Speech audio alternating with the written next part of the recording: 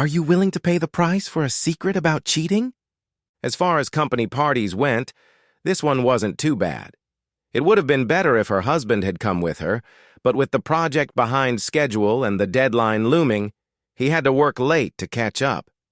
It was awkward being the only single woman at the party. All the single guys seemed to view her as an object of attention and competed with each other to see who would get lucky. She was constantly being brought fresh drinks and was glad she had gotten a room for the night. There was no point in taking any chances behind the wheel after she'd had as much as she'd had to drink. She didn't mind the attention, and she knew what they were up to. And she also knew that none of them stood a chance. What self-respecting white woman would deal with another man? She opened her eyes and stared up at the unfamiliar ceiling. Before she could panic, the fog cleared and she remembered that she had gotten a hotel room.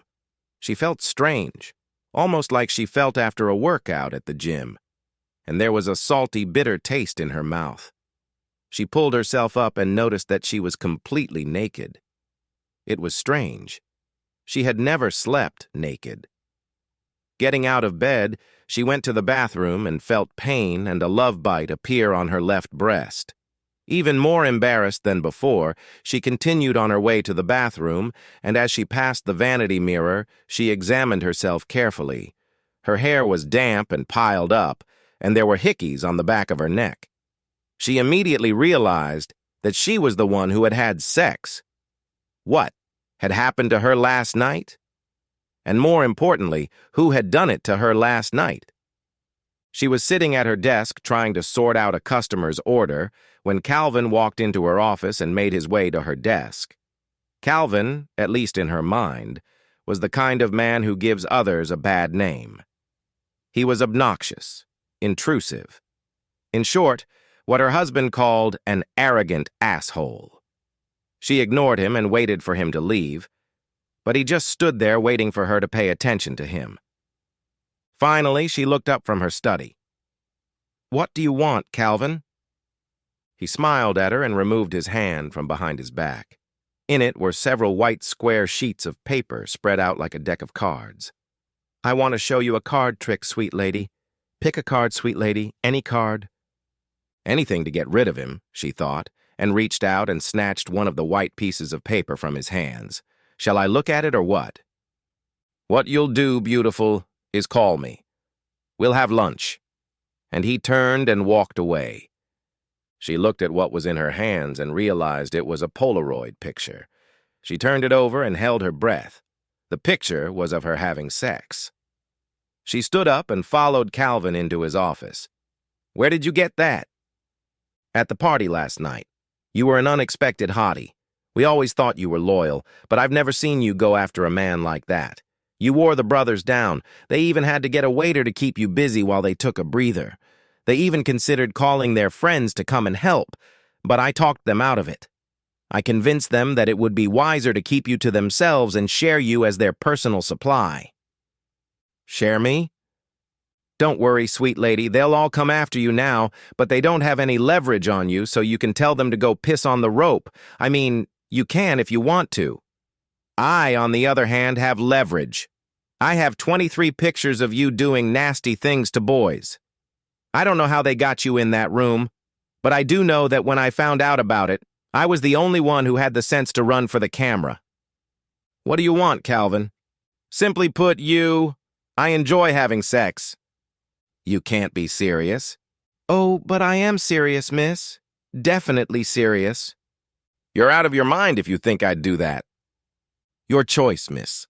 Are you willing to pay the price?" "What do you mean? Everyone here knows what a red-nosed cretin your husband is.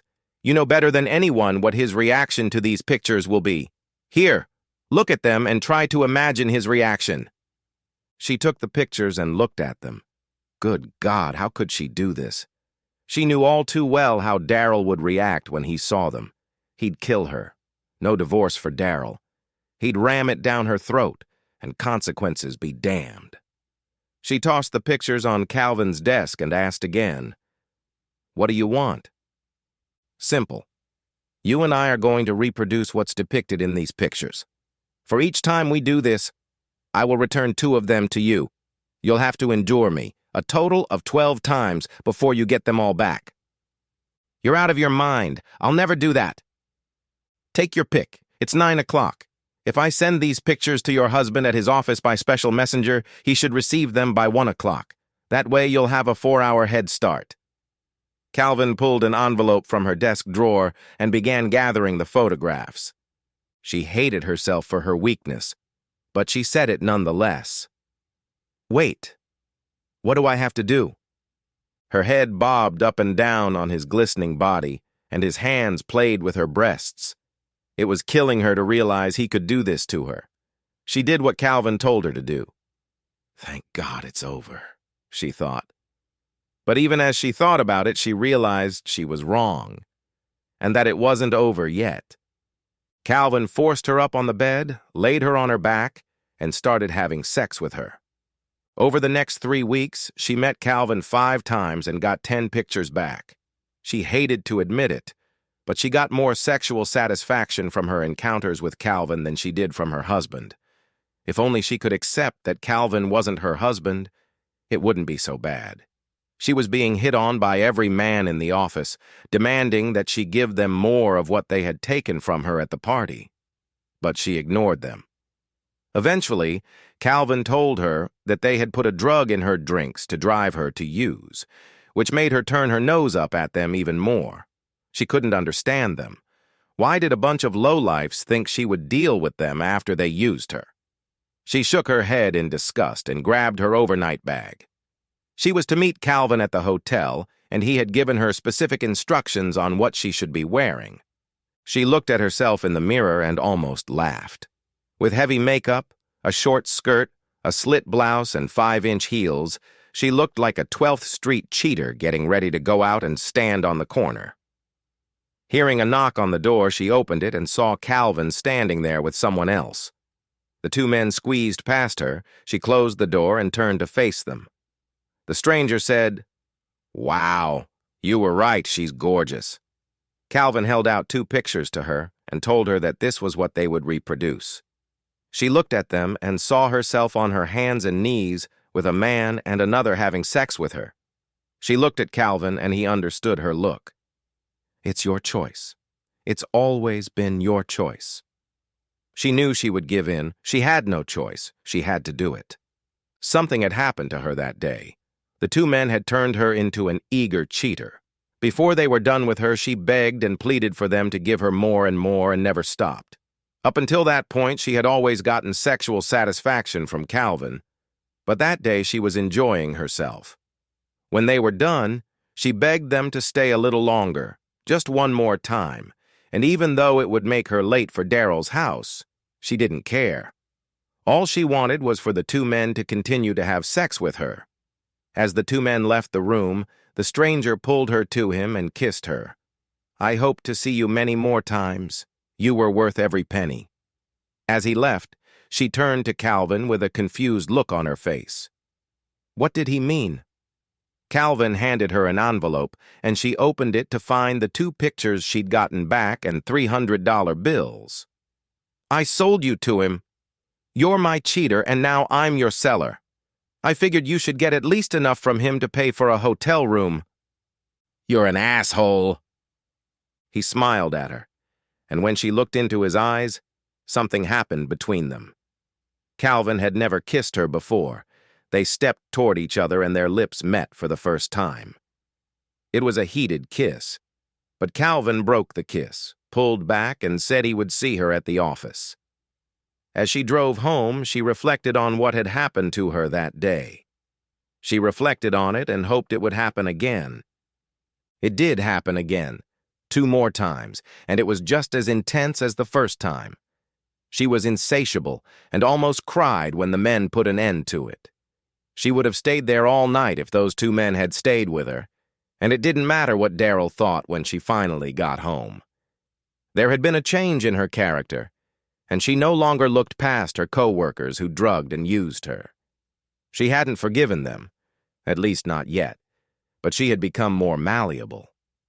She wondered if she was subconsciously preparing the ground for the day Calvin would end her.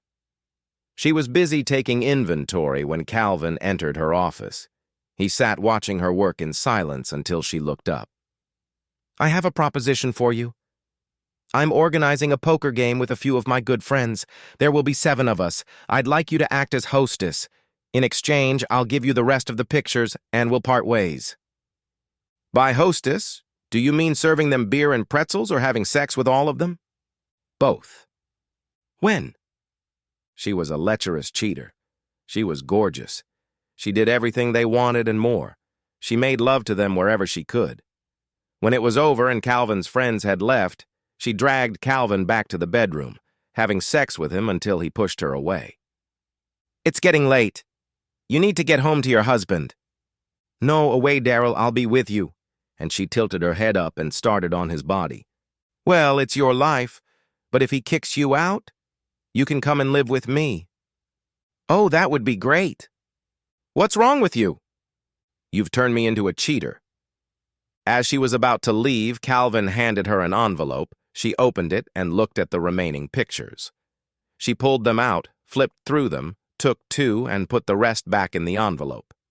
She held the envelope back out to Calvin. "I can't take these, I don't deserve them." She looked at the 2 in her hand.